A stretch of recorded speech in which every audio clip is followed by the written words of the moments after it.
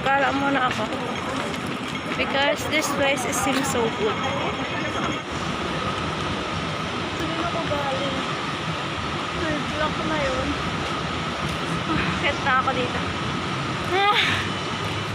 Jviewers, ano-ano nga ba ang mga dapat mong isaalang-alang bago ka mag-apply sa agency bilang isang domestic helper dito sa Hongkong?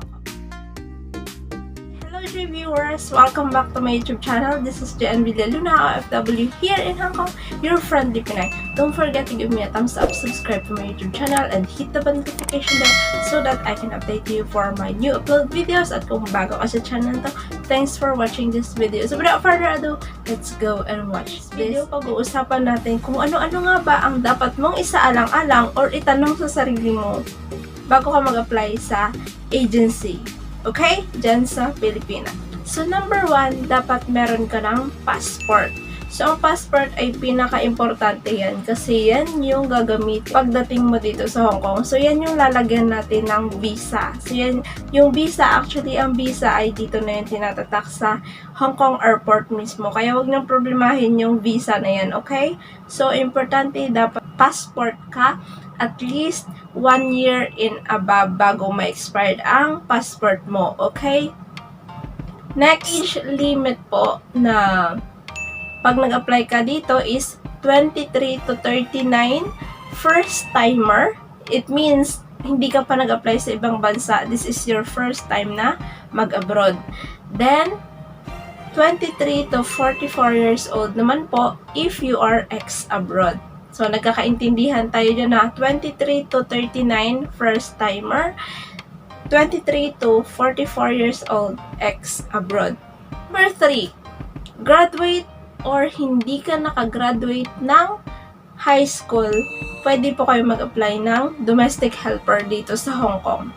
Okay, or kahit sa ibang bansa, as long as DH yung na-applyan mo, pwede, pasado. Kasi hindi naman po kayo hinahanapan ng diploma.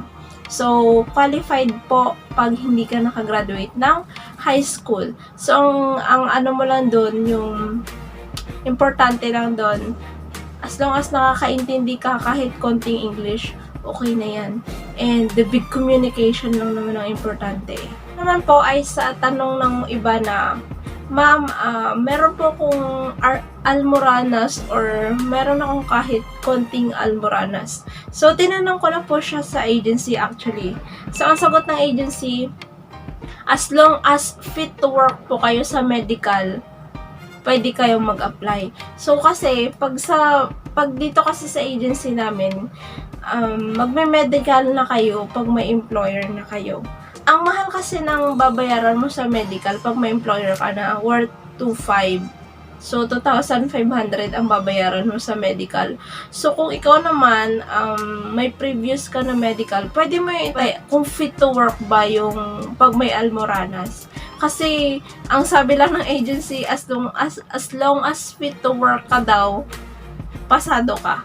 Okay, so, ang number 6, actually, sinasabi ko to sa previous vlogs ko na kahit wala kang pera, pwede ka namang mag-apply.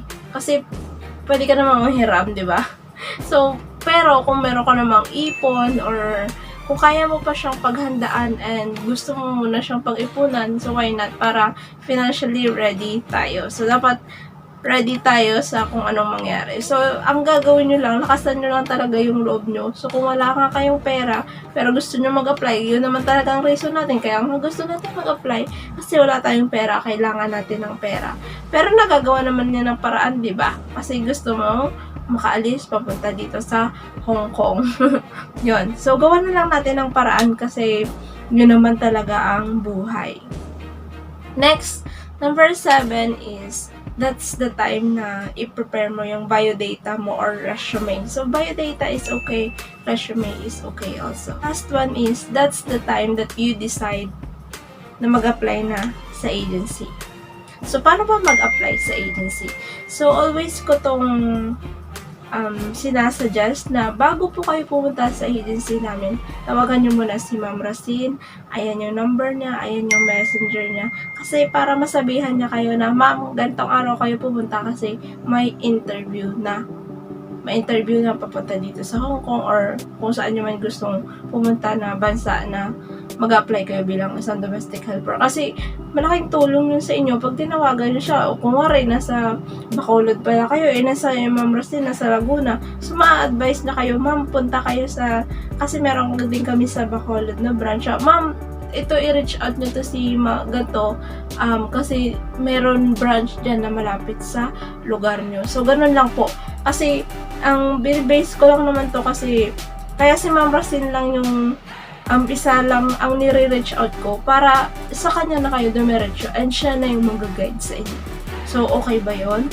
So, once again, hindi po ako re-refer ng ibang agency. Basta nire-refer ko lang agency namin kasi may experience na ako and alam ko naman na okay yung agency namin and legit naman. So, kung mag-decide kayo na mag-apply sa ibang agency kasi nga sinasabi nyo mura sila or whatsoever or madali yung application or whatsoever. So, kayo sa inyo na po yun. Basta ang importante lang po dun, i-check nyo po kung legit talaga yung agency na applyan nyo.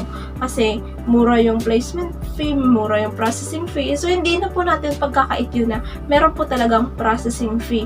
Processing fee or placement fee man yan, kailangan mo talagang gumastos kung gusto mong makaalis ng bansa at magtrabaho. Kasi lahat naman ginagastosan eh. Kasi kahit naman local din sa Pilipinas, kung gusto mong mag-apply, nagastos ka talaga. Okay? So, sana po naliwanagan kayo. And kung may mga ibang requirements pa kayo na tinatanong, ang i-prioritize niyo po ang interview at makahanap kayo ng employer kasi lahat ng documents is to be follow na yan. Ang agency na yan mismo ang magsasabi sa inyo kung ano yung mga mga documents na kailangan yung ipasa sa kanila. Okay? So, klaro, video na ito, sana nakatulong ang video na ito sa inyo. And kung may mga kaibigan kayo dyan na gusto nilang mag-apply din bilang isang domestic helper dito sa Hong Kong, i-share nitong video na ito sa kanila. And kung pa kayong mga katanungan na hindi nasagot ng video ito for your more clarifications, suggestions, and some questions, huwag nyo kalimutan mag-comment sa baba. So, sana nga nakatulong ang video na ito sa inyo. And if you do, don't forget to give me a thumbs up, subscribe to my YouTube channel, and hit the bell notification there so that I can update you for my new upload videos. Once again, this is Jviewers here in Hong Kong, your friendly Pinay. See you on my next video. Bye!